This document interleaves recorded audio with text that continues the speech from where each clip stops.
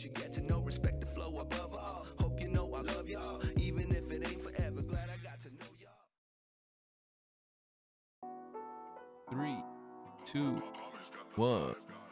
What's going on, folks? Welcome to 34 Questions. I'm your host, 34, and tonight I have a very special guest. The homie Miguel is in the building. How you doing, sir? I'm good. Thanks for having me. Absolutely, man. It's great to see you again, even though we gotta do it over Zoom. But thank you for making time for this. I definitely appreciate it. Just know you're helping me build this thing, like every single guest that's come. So definitely appreciate it. Hope you find some value in it, and your loved ones find value in it some days. For the folks out there who are unfamiliar with the flow of the show, we do some intro questions just to set the tone. Afterwards, we'll jump into the main portion where you either choose lucky numbers between 1 and 34, or we turn to the Wheel of Fate. After that, we'll finish it off with some closed out questions. Sound good to you? Sounds good. All right, man. Like we kind of mentioned off camera, it's been 4 long years. How have you been? That's my first question for you. Wow, a lot has happened in those 4 years. I jumped jobs, had kids. It's been a lot, Plural. Well, I think I had one when I met you. I already had one, and we had another daughter who you might hear in the background for this. I got you. They're right outside. So I got that family life. But I'm doing okay. All things considered, it's just a strange time that we're in, and I'm just blessed to have my partner and my kids as like my constant, and they've been my constant in the last couple of years. So I'm grateful for that.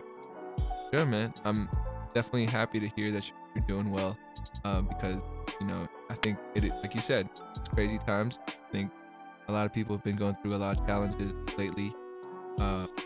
So yeah, I'm just happy to hear that you're doing well. And through these crazy times, I don't know.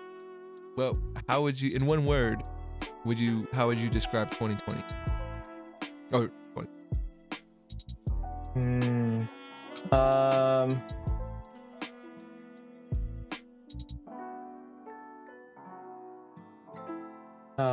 Wow. I would describe it as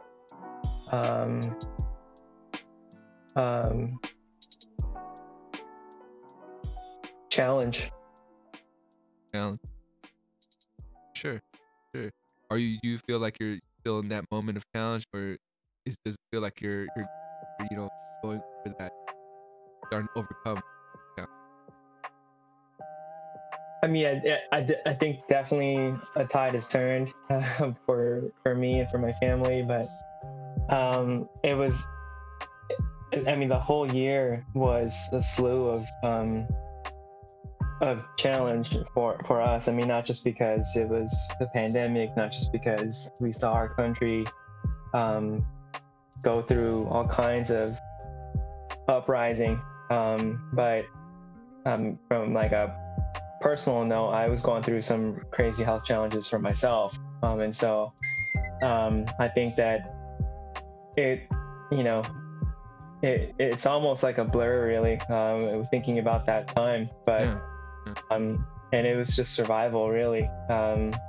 Any of those words could work too. Survival, blur.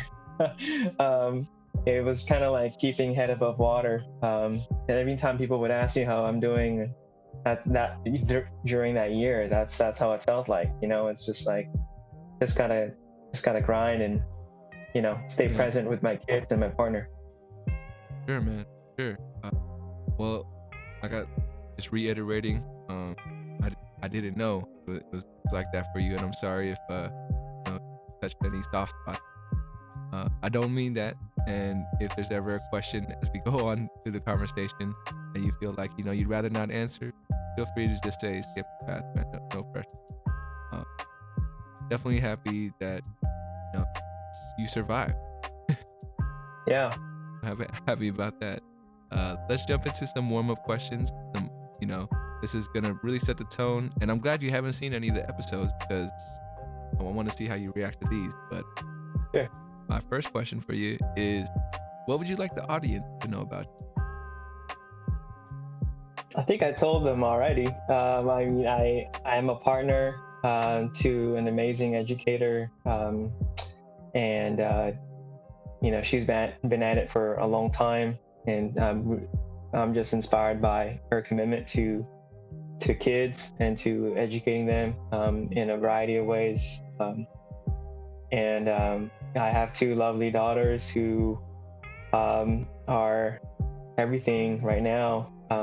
They are a joy and also at times a struggle. But you know, I think I guess when I just think of how I would identify to other people, those are the first things that come to mind. You know, I'm a partner and a parent first. Gotcha.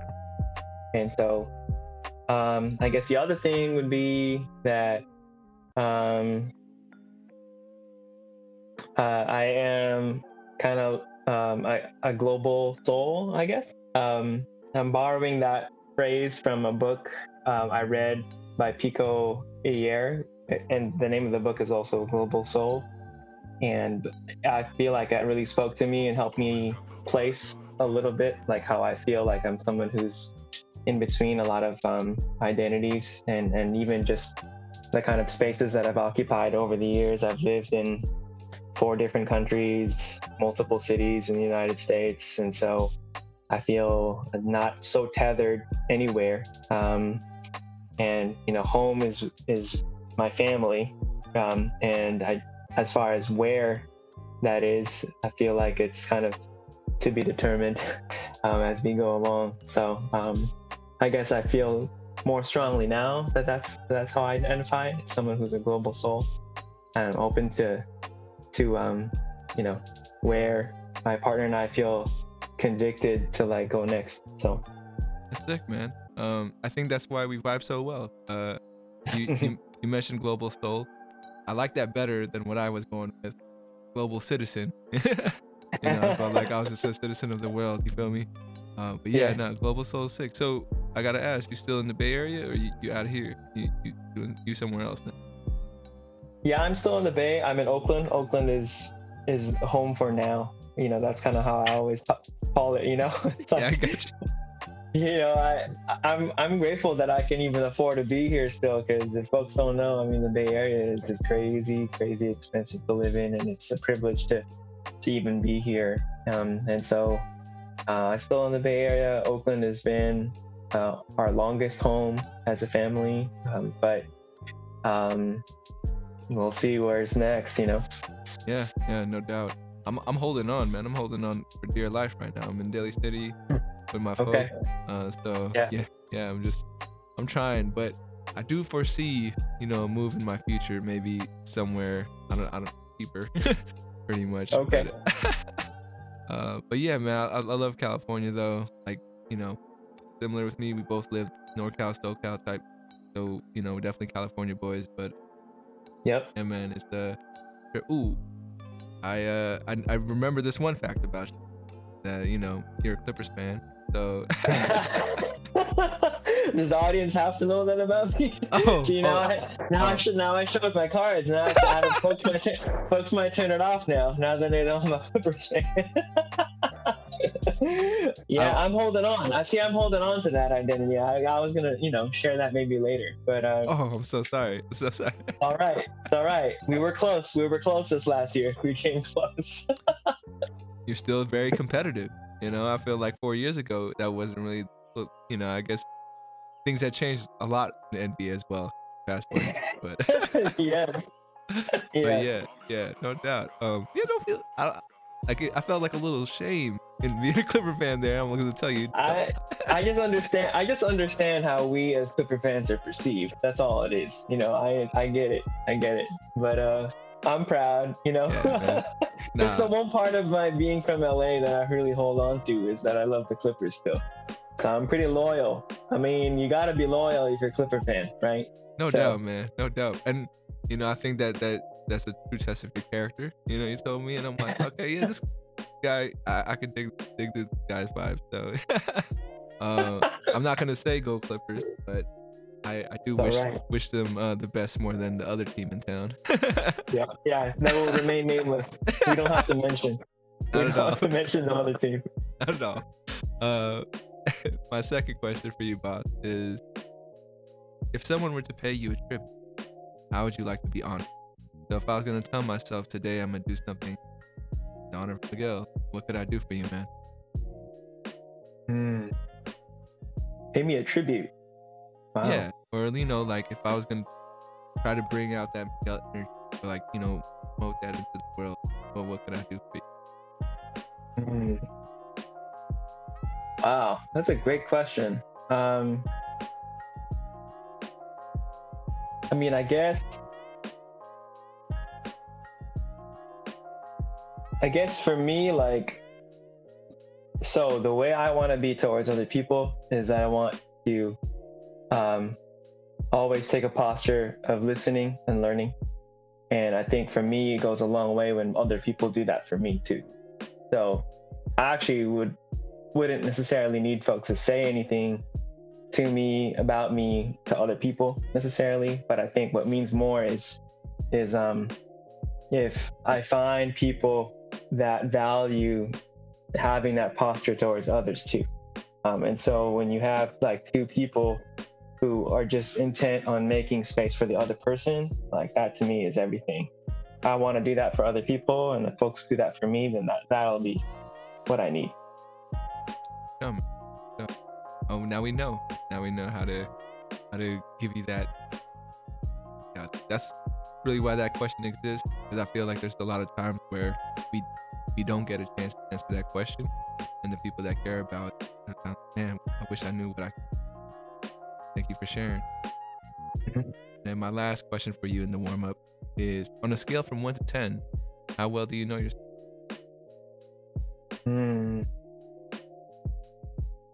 I'd say like an 8 or 9. Is that high? That's higher than average. That's higher than average. But tell me how you got to that number. I mean, I do believe I'm really self-reflective. I think sometimes to a fault. Like, I think I might be a little bit too in my own head. But yeah, I mean, I think I just feel really like self-aware, especially about my feelings, and even in moments where I feel like I'm kind of like not in control of my feelings, I know what they are, and I'm and it's there, and I'm able to name it. I think that's the thing, is like I think I'm able to articulate and name like where I'm at in a moment, and so I feel confident about that, and I feel like there's just something about like being I guess kind of like grounded, like in like what my spirit is, that and just kind of like being that consistently, that I just I know my off days, right? Like I know, like I don't feel like other folks have to call that out for me. I know when it's not a good day, I know when I feel like I'm in my groove, right? Like I know the things that put me in a place that's good. I don't necessarily always choose for that, right? But I think that I'm aware, of my highs and lows when I'm in them. I got you, man. That's not only like one of the things that annoy me the most, when I know I'm having a bad day and someone reminds me. And they're like, oh, something's wrong with you today. I'm like, I know. Like, you don't need to tell me. That's right. They don't have to point it out. Yeah. I mean, and I get mostly from my folks sometimes, like something's different about you today, or like, why didn't you work out today? And I'm like, no, don't remind me. Yeah. Follow up to that is, what would you say is your favorite thing about your personality? I guess I told this to my wife and she kind of rolled her eyes, but I think it's true. I mean, I feel like I can have a conversation with just about anybody, like even if it's somebody who I don't have a lot in common with. And I think it's because I just am committed to like making space for other people. I think they're just so important to me. So I feel like, not that I can come up with all kinds of topics to talk about. It's not so much that, right? It's more like how like I feel confident in my ability to make other people feel like they can be themselves with me. So I like that about myself. I think I do that for other people. I don't want to keep doing that for them. That's what's up, man. I think you'd be a great podcaster. Having people come on. I've thought about it. This is a nice trial run right here. Like just kind of like sitting with you talking about stuff. That's awesome, man. If this, pushes you towards a certain direction, I'm all for it. And it's funny because I think I get that vibe from you, but I really wish I could ask your wife why she rolled her eyes. Like from her perspective. She probably just thought I was being kind of like boastful or something. like I wasn't being modest. No. I'm just trying to enter into like my strengths, I'm just trying to be like, this is who I am. This is what I have to give. So it's yeah, funny. We have that kind of relationship.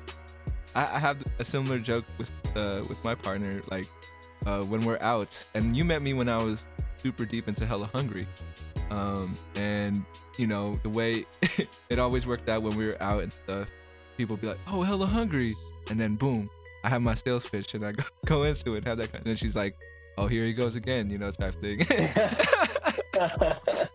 So yeah, I feel you on that. Well, all right, man. Wait, I got one more thing before we jump into the numbers, which is you talked about being a conversationalist. I think that's the word. Was that something that comes natural to you? Like you were kind of born like that and you kind of knew it growing up, or was it something you kind of had to grow into? I feel like I had maybe the ingredients to have that posture towards other people, even as a kid. I think I was always kind of an easygoing kid, the kind of kid who didn't really have problems with anybody, really, But I think part of it is like some degree of training too. I have a social work background, and I take pride in that actually as like as a skill set, as an identity, as some will call it a vocation even, and so I think being a social worker by training, I should say, because I don't quite practice it in a typical way. I feel like it has allowed me to appreciate the nuance of like what it means to have and hold conversations and to keep them going, right? Because as a social worker, right, part of it is like, how do you ask like open-ended questions so that people will share more, right? Like you haven't asked me a single open-ended question, I think, this entire time, right? And so that's a great skill, It's not like I've had to ever respond in yes, no, or maybe. And so I think that there's intention to that, and there's skill to being able to do that for other people, so that they can kind of like fill in the blanks more, right? And so I think that's part of it, like I think like I have a temperament, perhaps, about me that I think allows me to have that kind of connection with folks, but I think it's also some degree of training, and I try not to be a social worker in like social situations, but I think, because that's a turnoff, right? Like nobody wants to be like, like psychoanalyzed, right? But I think like it's with the intent of like wanting to just know more and have other people open up. That's crazy, man. You just described exactly what I felt like. So you said people don't like that, to kind of open up and get deep. I always kind of felt that. Big reason why I created this platform is because, I think, you through our interactions back at work, that's the only conversations I really like having is to open up and get.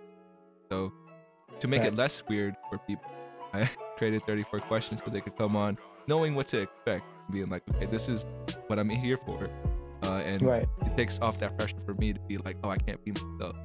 This is where I can really be myself, have a conversation. So maybe I should have gone to social work. I didn't know. I've never heard it described in that way. So that's definitely interesting. Thanks for enlightening. It's not too late, man. If you want to talk about that, we can talk about that. I know it's not too late. We will talk about it. We will talk about it. I think it'll be interesting for you to know where I'm at right now and what I'm trying to do. But let's jump into some questions. Or would you like to choose your lucky numbers, or would you like to turn to the wheel of fate? I'll choose a number. Sure, let's do it. 1 to 34. I'll choose number 3 because Dwayne Wade rocked number 3, and that's my guy. So I'm loyal to D Wade. I got you. Not a Clipper, right? But I love him though. So hey man, the basketball fan, you gotta appreciate the sport, right? Yeah, man, for sure. Easy, medium, or hard is the next one. Would you? Is that like a level for the question? Oh, okay. Yeah, let's go medium. Let's go medium because I feel like we kind of got deep already. So let's go medium. I got you. What is one thing what is one thing you think the whole world would agree on? Oh.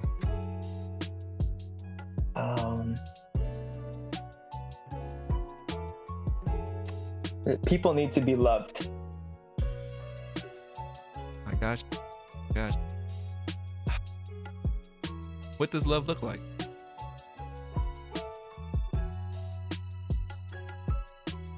Love means or looks like making room for somebody even if they don't feel like they deserve it, or even if you don't feel like they deserve it, but making room for them anyway. Gosh. And because I want to believe what he says, you know, the world can understand that everyone needs to be loved, and I don't know if I feel that that's happening, you know, like I don't know if that's exactly happening. Do you think it's happening? I think people don't know how to love people who are not like them. I think that's what's hard, is like it's easy to love people who are like you, but I think when I think of loving people in general, I think part of the action of doing that is you got to make that choice for folks even if they're not like you at all. And so but I feel like because everybody has dignity, like that's a core belief for me, deep down in there somewhere. I mean, folks can probably think of all kinds of folks maybe who they just seem rotten to the core, and I'm not going to argue against that, but there's a part of me that I guess he wants to believe that there's something that can be redeemed, you know. And so if that is the case, if that's true, then I would want to make room for somebody, even if that person like doesn't appear to be somebody who deserves my attention, my care, you know, like even if they might not think that they deserve that. I mean, I think I would like to get to that place, but I believe that everybody has worth, and so if you have worth, then I feel like you should be loved. I hear you, man. I think, you know, I feel I think we're in the same boat there. So oftentimes I feel so conflicted, right? Like there's a bad guy that I'm supposed to feel like that's the bad guy, you know, but I also want to hear out that story. I want to ask some questions. I want to like figure out the perspective, and a part of me doesn't believe like they're 100% bad guy, you know. Like I sort of think some people who are seen as villains out there, those villains are kind of thinking that they're doing the right thing. Something in them makes them believe that, you know, I'm not the bad guy. Like, why is everybody thinking that that's me? So I don't know, man. Like I asked this question because I think of how are we going to be able to get the world on the same page? As a global soul, I like to think of myself as a global citizen, and it hurts to know that it might be impossible. Do you feel like I'm not sure if in my mind like the goal is like to arrive at some kind of place where everybody's doing that. Like I think I'm actually not really thinking about it like there's a certain point where like everybody kind of gets to like this place where we're able to just kind of love other people, like in this not perfect way, but in a way wherein like everybody is accepted. Like I think the dream of that, I think, is a great motivator. But for me, like I gotta like make it I gotta approach that at like a really micro level. Like how do I hold myself accountable? So that's my posture towards people on an individual basis, on a daily basis, right? Like really small scale, right? Like I have to, it's hard enough for like me to have that posture all the time towards my partner and my kids. And that's like the most fundamental people to whom I want to give all of my love to, right? So I'm not disagreeing with you, right? Like I think like we might not ever get there, but I think you know, what is that going to be a deterrent for us, you know, to still choose for the harder thing. And so I don't know if it's about like trying to get everybody on the same page so we're like in this place like where like all is welcome and everyone belongs kind of thing. I mean, I think it's a good goal and vision, and I think the dream of that is a beautiful thing. But I think on a day-to-day level, like I want to hold myself accountable. So that's the posture that I have towards others for myself, you know, and like the folks around me, you know, like I think maybe that sense of that spirit of wanting folks to belong, like maybe that can happen at a small scale, at a community scale, like, you know, but I'm actually not really thinking about it like the world's got to get to this kind of place, you know, like where we can do that for each other. Like I want that, you know, and I think a lot of problems might be solved that way, but I just think of it more of like at a smaller scale for me. I feel like it's more tangible and more doable when I think of it in that way. No, I think you're right, man. Like for me, thinking of it at such a large scale makes me feel defeated, and like I said, it makes me feel like it's impossible. But yeah, I think start with your community. I mean, you start with your family. There's that, I don't know if you ever read Chicken Soup for the Soul, but there's one of the as a kid. Yeah. I read it too. But there was this whole thing about you know, this person writing, it was one page and it was like, you know, I wanted to change the world, and then it ended like, if I only had changed myself, maybe I could have done similar sense. It all come back to just changing yourself and maybe serving your family, serving your community, serving your city, a whole world kind of. Yeah. No. I like that.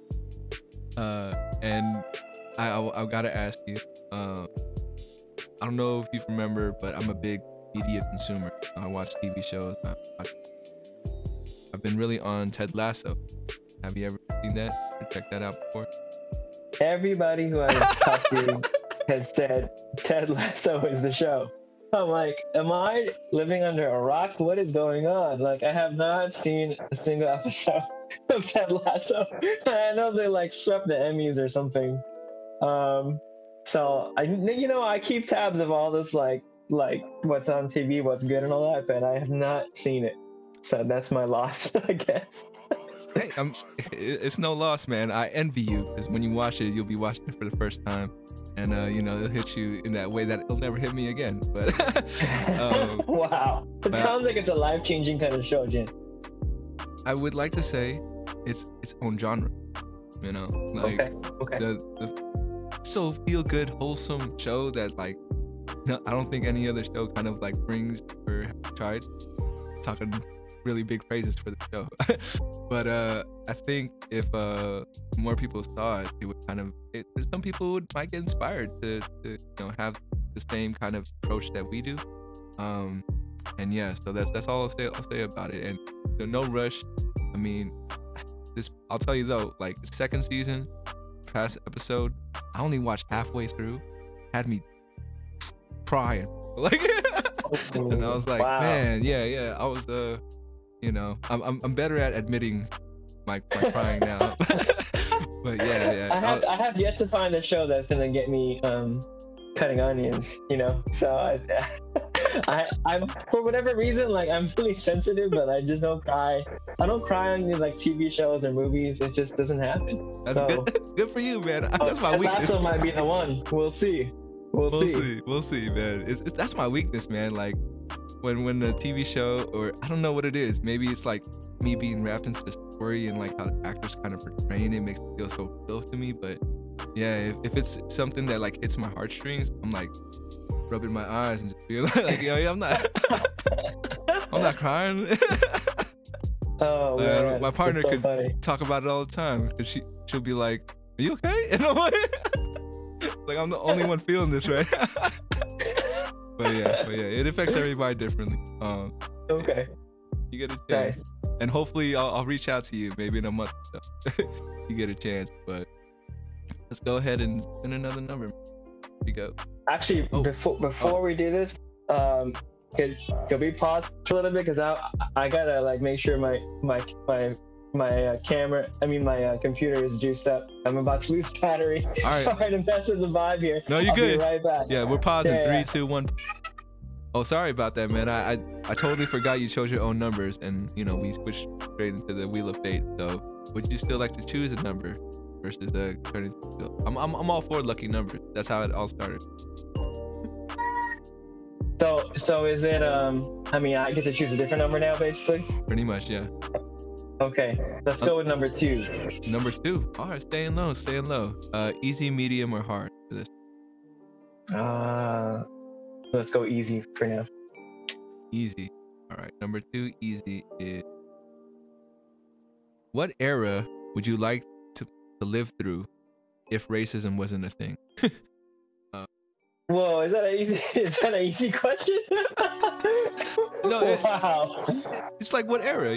I felt like that was kind of like if you could time travel and be in a particular time period, and you could kind of blend in, and you don't have to like worry about people being like, who the hell? Where would you like to be? Okay.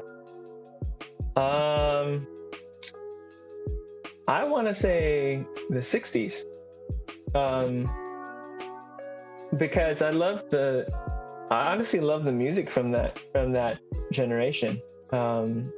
Across genres, like I love the jazz of that time, the soul of that time, the R&B of that time, and so I think like there was some really incredible music.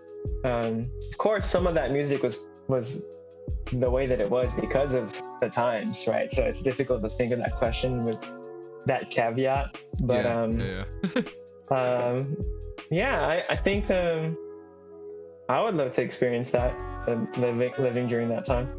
60s in California or anywhere else in the world? Oh. Yeah, 60s in California would be interesting, but I think even like experiencing my home country of the Philippines in the 60s would be really interesting too. It was a really different time. So I mean, it's the glory years according to my parents, so I would love so to see. There you go. It's a good vote, Yeah, sure. Yeah, man, it would be a trip, man, because like I wish the way my parents described, how they were raised up and everything, and like the streets were clear, there weren't like so many like high-rise buildings and scrapers and stuff. And I mean, for me, I go back to the Philippines, and I know there's areas that aren't that developed, but it's not the same as like what they grew up with in Manila and how they saw it. I guess that's the one thing that I wish able to experience as well. Maybe 60s in Manila, maybe the 70s, just because I think that's when my parents were teenagers, and they were like, okay, this is really where it's at. But yeah, I feel you on that. What would you say is like, you talked about music wise, what in that era, can you name any artists you kind of introduce to? I don't know if it would be new to you. I mean, you're a music head. I know that that's your jam. So I mean, Stevie Wonder was really young in the 60s, but even young Stevie was already like a prodigy, right? I mean, that's exactly who he was, right? I mean, I think like I loved anything Motown, really.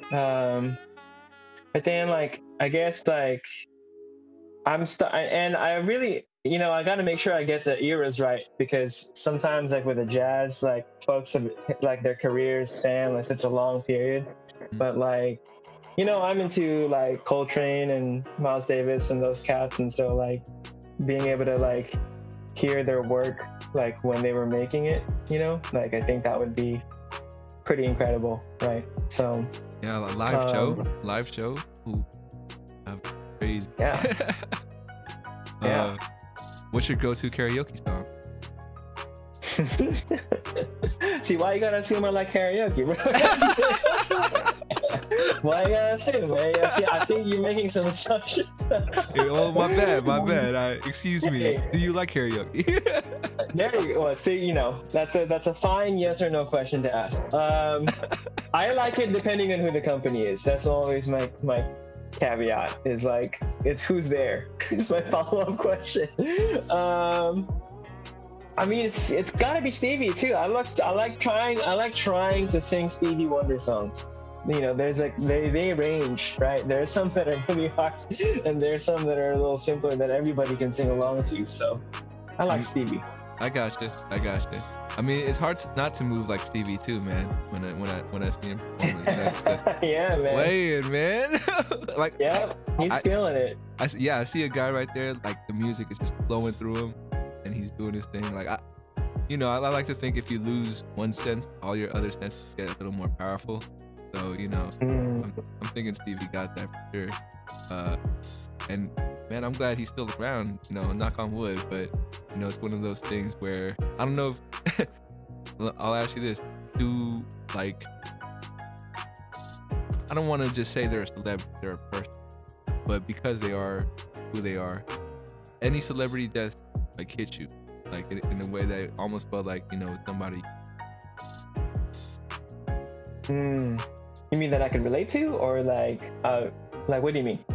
Just like in the sense of, for me, my examples would be, Robin Williams to me was a big hit, just because I think for me, what really hit me was, Rule the Suicide, and I think I have a really soft spot for that. A lot of like celebrities that seem to commit suicide, I'm just like, that really hits me, because I don't know, I really feel like I could have talked about it, or it's like, if I felt like I could have been that person for them, I wonder why they didn't feel like anybody that knew them could have been that person.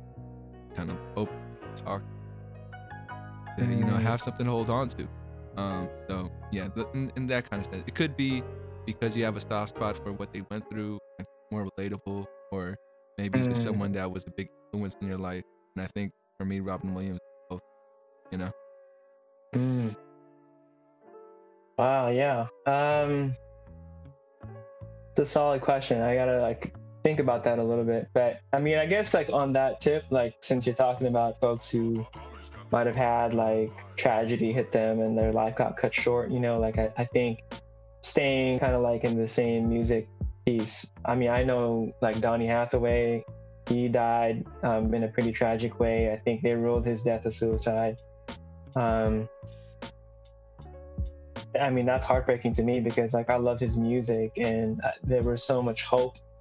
Like, I don't know if you've heard any of his songs, but and I think in my view he was a little bit underrated, like from his generation. Like, he didn't get the same acclaim necessarily, but he was so gifted, and he had a lot of hope in his songs, and it's like I would have wanted to hear him spread more of that message for longer. But I think a more recent example I really love to, again, kind of broke my heart, Amy Winehouse. I mean, I think like, to me, whenever I hear her music, it just breaks my heart. Like, I think there's something about it that's innately melancholy already, but just the honesty and the raw talent, I mean, it was just ridiculous. Like, she was incredible, and so gifted, and kind of in a way like kind of tortured too, like kind of a tortured soul, right? And it's like, yeah, part of me, I wonder if like what kind of community like somebody like her had, that could have come around her. Not that she didn't have friends, right? But just think about that, you know. So like the artists, like I think who had like this small window of time that could like, you know, impact the world with just a few years. I mean, it's amazing to think about, but it's also really hard to think about. Yeah, yeah. And I had talked to one of my friends about, I think we were talking about Anthony Bourdain, and it's just crazy how, like, you know, I think people build these crazy walls for art, right? And like, I guess for me, one way for me to try to, you know, peek over the wall, you know, climb it, is through the podcast, having a conversation. But for you, why do you think those walls are built so high? Especially, like, I know we have our examples of celebrities, but I feel like everybody kind of built the wall so high, you know? Any thoughts on why? I feel like it's scary. Like, it's scary to be known. Like, it's scary to be transparent. Nobody wants the worst parts of yourself to be so visible, right? Like, that's natural. I don't think anybody wants any of their, you know, their dirty laundry aired, right? Like, but I think, so it's really interesting, like in the era that we're in, where social media is just like, you know, the norm, right? And like, people have, it is both a vehicle for like authenticity and also of creating an image that in a way is its own kind of wall where people don't really get to see the real you. It's interesting, right, that we're like in this age where that's the case. And in a vehicle that can be used to actually be more transparent, I think in a way like is also used like as a way to just keep people distant from seeing like your authentic self, right? So I feel like it's just scary. I think people, because if the more that we are known, right, then we run the risk of folks maybe not loving us in spite of everything, in spite of the things about ourselves that maybe we don't like, you know, or that we think other people might not like. And so there's something about that I think is truly frightening for some folks. And so we build instead a version of ourselves that we think is acceptable, or we think would be liked or approved of. I think social media has a hand in that, right? But prior to that, I'm sure there were all kinds of other mediums that folks used like to keep people distant, right? But you know, that's what we have now. And it's not an indictment. I'm not trying to make an argument against social media or anything like, but I do think it's a strange tool that in a way I'm still kind of figuring out how to use. It's a strange tool that I think offers the opportunity to be really, really real, and at the same time is also used as a way to kind of like keep those walls up. So. Yeah, no. You made me think a lot of things, and I like the way you put that. Yeah, for me, social media is the constant battle, because I feel like if I was gonna be my authentic self, I wouldn't even be on it. But because I have this project goal, I have to kind of be on it and act. And I don't know if seen the 34Questions Instagram, that's like the most one that I'm active on most. I try not to make it about me. Like, every post is about, you know, my guest, whoever's on, and it's a good and bad thing, you know. Like for me, I feel like I'm doing it right, doing it in a way that's like, you know, true to my message I'm trying to do. But then I also get criticism of like, oh, you gotta show your stuff more, you gotta like have people connect with you and, you know, be a part of this process. And I'm in my mind's like, yeah, I want to do that too, but like the reason why I don't look in the camera is because it makes me feel like, you know, I'm making it about me, you know. So I have to kind of like turn away, and you know, by both of us on the screen, I try to make sure my guests don't feel like, you know, they're alone, you know, we're here together. But yeah, you know, the walls for me is like I almost think about what would the world be like if we didn't have and you know how different, I don't know if it's gonna be better, worse, you know. All our dirty secrets and, or you know, our true selves, always who we are, because I think there is value in like knowing what to bring and when to bring it, you know, the time and place for everything. Right. So yeah, I guess it's more stuff for me to chew, and thank you for your perspective. I think it helped me kind of, you know, realize new things for myself. But chill, man, just a heads up, we have about 15 minutes left in the podcast, and I want to thank you again for stopping by. I hope you're having fun. I think this has been a great conversation. Yeah, on my great. end. This is totally my jam, man. This is great. I'm glad you enjoyed. So I think we have time for maybe one or two more numbers. Did you have any other ones you'd like to do? 23. 23. Okay. And easy, medium, or hard? Let's go with hard. 23 hard. All right. I'm feeling ambitious. Like I said, if it's something that you'd rather not, you know, speak on, feel free to pass. But what are you concerned that people see in you? Like, is there anything that you kind of hope people don't see, and like, yeah, you know, or that kind of thing? I know that's a tough one. You'd rather not.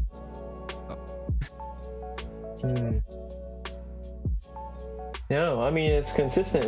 I mean, we were just kind of talking about this, right? I mean, there are things about, I believe that there's stuff about all of us that we would rather people did not see. But I guess one of the things that I'm coming around to that has been difficult to accept is that I have a lot of anger, and I think that I didn't really identify myself I didn't see myself as an angry kind of person, but I find that like there is like this anger that's like kind of underneath the surface that is constant, and I've lived a life wherein I've kept it in check a lot, but the times when I don't, like it's explosive and it's scary and it feels out of character. And I think, I guess, to answer your question, I would be worried about like what would happen if somebody outside of my immediate family were to see that side of me. Like, would they be so appalled that like I'm capable of exhibiting like this kind of anger, this rage? Because I would imagine people wouldn't exactly associate me with that. I mean, to keep it light, like in the basketball court, I think it comes out a lot, you know? And like when I play, like I get pretty competitive, and there's, you know, kind of spurts of it that comes out. But, you know, I think at a deeper level, though, there's a real anger, I think, about a lot of things, you know, that when it comes out, and oftentimes it does, like within my own household, like, you know, as partner and with kids, it's like a lot of times like they have to be the ones to see that, and it's scary for them to see sometimes. So should anyone outside of our own household like kind of witness that, I'd be concerned, like what would they think? I gotcha. Thank you for sharing, man. No, that's not easy, and honestly, I don't think I would have ever seen that or noticed or any of that. So don't worry about me like seeing through that. It also honestly makes me think about, you know, myself, because I think we do have similar wavelengths, and yeah, man, I feel like made me kind of reflect on what does it look like when I'm angry. And you know, I'm the kind of person, I think, who, you know, like if I am playing a sport or, you know, engaging in some kind of activity, I like to be demonstrative, you know, like I like to yell. I like to you know, I'm like, you know, I feel I like to think I'm like a KG, you know, on the court, you know, like a little more emotional, and that's where I kind of let things out. And I guess, yeah, my anger, I think I've kind of brought into just physical activity. That's where I kind of like have channeled it like that way. Because I do notice when I don't, engage in physical activity, that my and this could be, like chemicals in our body, not do, but if I don't do that, then throughout the day I notice myself being a little more irritable, a little more like, quick to get a little pissed off. Sure. But yeah, Yeah. that's what made me reflect on it. And I don't think people would consider me an angry person either, but I know that's probably not a healthy thing, right? People don't see that in you. So you said you don't want people to see that in you, but I think that makes people who are angry kind of respect you more, if they did see that. Okay, this guy's just like me in a way, even though, so it makes you relatable to a whole nother group of folks, pretty much. So. Yeah, that's a good perspective for sure. I mean, I think on one hand, like I would rather folks in principle are able, like, be able to kind of accept me for even the parts of me that I don't like or that I'm working on, right? But I think more honestly, I think it would just be difficult for me to imagine, like, what if I were to have like this out of body experience and I was like completely in a rage about something, and I were to kind of see myself from outside. I think I might be scared a little bit, about what that looks like, but I guess that's part of like why our community is like our community. I think, for me, like, I think the folks who have gotten close to that, like, are the ones who I feel the most confident in, like showing acceptance and showing grace and showing kindness, even in like my worst moments, Yeah. That's how we build community. Those folks. I gotta grab my book real quick before you head. But yeah, man, we made it to the final stretch. That's what I like to call it. Just have a few closeout questions. And this next part is called the 34th mantra. It's the fill in the blank portion of the interview, where I give you a phrase to fill out for yourself. And the phrase is, I am, I can, I will. So I am blank, I can blank, I will. How would you fill it out?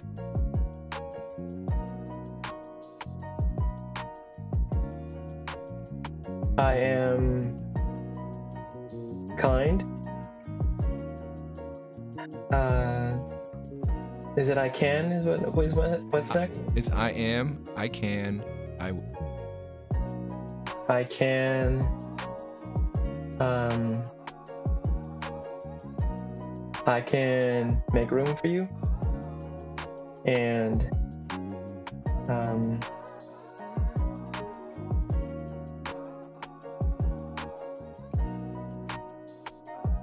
I will not stop loving. Yo, man. If you ever need a reminder, now you have this little soundbite of yourself speaking to you. That's what it's there for. In the future, hopefully, he'll be of some value.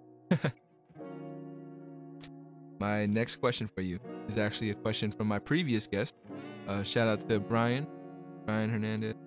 His question for you is, have you lived out the life you want?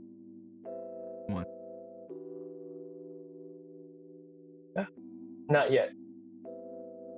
I think I'm living it. I'm living parts of it.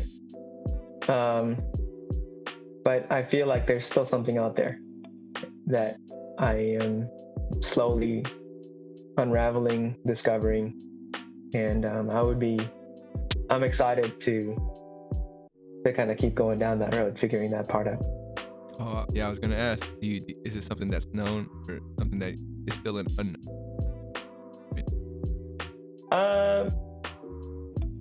I'm not 100%. I think I'm trying to connect the dots. I think that, I told you I feel like I'm a global soul. I think there's something about that I can't take out of me. I think that's something that's in there, and I want to honor that. So what kind of life that might lead to, I don't really know, but I want to honor that. Yeah, I want to honor that process. And I think at this age anyway, I mean, I'm not that old, but I think that I'm more confident now in like what I feel like I have to give to other people than maybe 5 years ago. Maybe when we knew each other working. I mean, I think that even then I was still a bit unsure, but I feel more sure now that I have something to give that I think is unique to me. And I do believe everybody has like a unique thing that they can give, but it's a matter of like, how do you discover that and how does that come into fruition? So I want to know what that is. I think I'm figuring out pieces of it. Oh man. And yeah, I'm actually super happy to connect with 4 years later, Miguel, 2021 Miguel. So. Still a Clipper fan. Hey, I wouldn't have some things left. don't change. Exactly. And then my next question for you is, what would you like to ask the next guest that comes on to 34 questions? Yeah, I knew that question was coming. Oh, yeah. But I don't have a prepared one. Okay. What would be a question that I ask?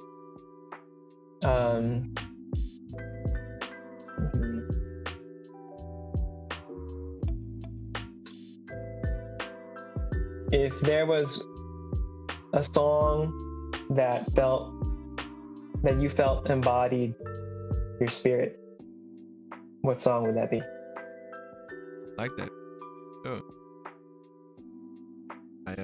It's a similar question that I haven't added to the roster yet, but it's like the 3 songs of your soundtrack to your life, so, but this one, there's always a chance that folks don't choose that question, right? It's all randomized, so this one's gonna force the next guest to actually answer it. So I'll tell you, it's a hard one. I'll answer the 3 I had in mind when I was thinking of that question. One of them is "Can't Stop" by Red Hot Chili Peppers. Something about that song kind of gets me going.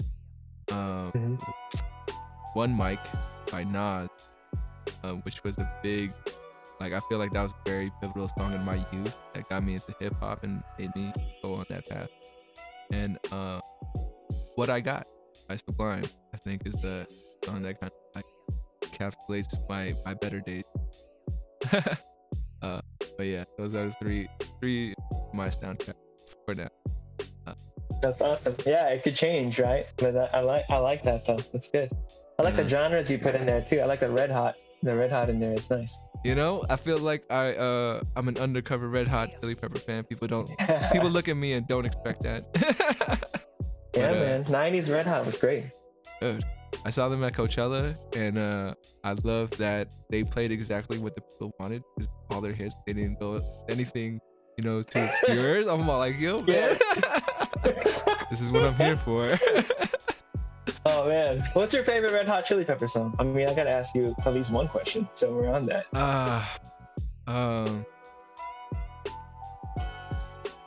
So I want to say, if it's not "Can't Stop," it might be the Zephyr song. No, am I saying it right?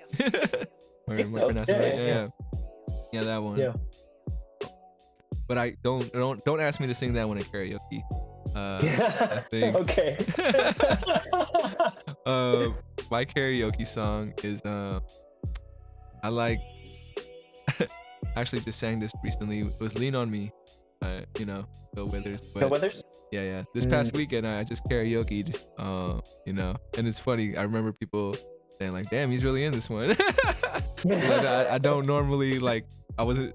This was the time I drank more than I normally did, and I was really into it. So people were like, okay. That's a good one to get everybody into, though. You know, like that's one of those ones that other folks can sing along to. Yeah, and you gotta have that song. You don't want to do something too complicated where people are like, you know, oh, this guy should show. That's right. I'm learning that you can't just pick songs that are hard to do, because then you're just gonna be that dude, you know, on an island, you know. So I'm with you. Karaoke culture, man. So it's a whole thing, you know. And then my last question for you, man. Question that ties everything together, and you know, I brought it up probably in my invitation to you, but 100 years from now, 200 years from now, what would you like your descendants to know about you if they were to watch this video? What would you tell them? You know, that was the one question that I knew I was kind of like sitting with prior to us meeting. I was trying to think about. I guess the one that I would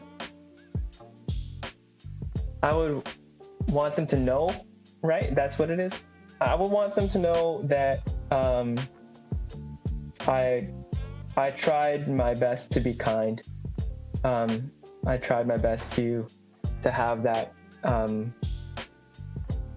posture towards other people as often as possible, and I think that you know, whether I was successful at that or not, you know, I think my intent was to do that for others. For sure, man. Any last things you'd like to add before we head out of here? Shout out to my daughter right there, who's like at the door wanting to creep in. You want to say hi? Come. Come over here. Come over here. There you go. Okay. Oh, okay. Okay. Up. Yeah, she's sleepy. Oh, I'm sorry. You should hit the bed soon. Hello. Nice to meet you. Well, thank you for that, man. That was a nice little treat. But yeah, man, I want to thank you again for stopping by. Thank you for sharing your perspectives and your story. I think one day, you know, your little one right beside you hopefully finds this super entertaining as she gets older. But yeah, man, and also want to thank all the folks out there you tuned in or you listening on YouTube or Spotify music, wherever you are. Appreciate you as well. Remember to reach out, reach forward. As always, much love. We'll catch you guys next time. 34 questions. Peace. Thanks for having me. And that's where it kind of cuts.